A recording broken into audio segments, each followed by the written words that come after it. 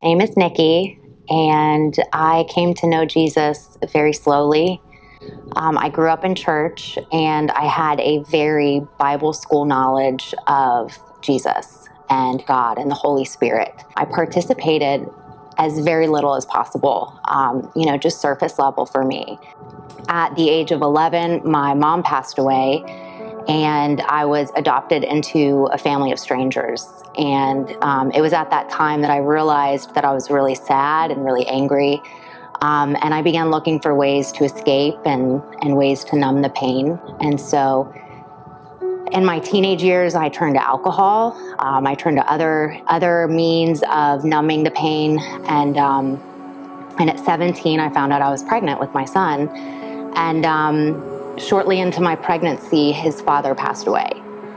And I turned 18 during my pregnancy. And so, here I was, an 18-year-old, and I'm dealing with a loss that was really just, I couldn't comprehend it.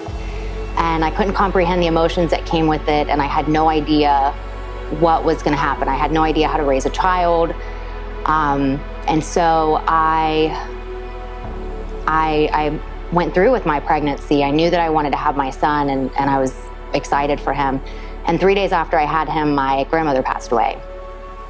I'm 18, I have a newborn, and I've experienced all this loss in my life, and I was mad, and I was angry, and I was sad and brokenhearted, and I felt like God had turned his back on me.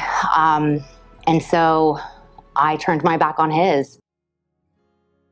3 years ago, COVID hit, and I was experiencing a lot of pain during that time, and I made the choice to get sober. And it wasn't a choice I made, not really. It was, I had just hit an all-time low, and there was this voice that just said, enough is enough, and you're not alone, and I don't have to do this alone. And so it was at that time that I reached out for help, and I got sober. And the only way that I can describe what that was like is it was like a cloud moved, and I finally felt the sun on my face again, literally and figuratively. And so that kind of started that relationship, that desire for a relationship, for something. I knew alcohol didn't do it. I knew bad relationships didn't do it. I knew drugs didn't do it. So what can I find now to fill this hole and to take away this sadness? And I kept being reminded that through all of those trials and all of those things that I had experienced, that I wasn't alone.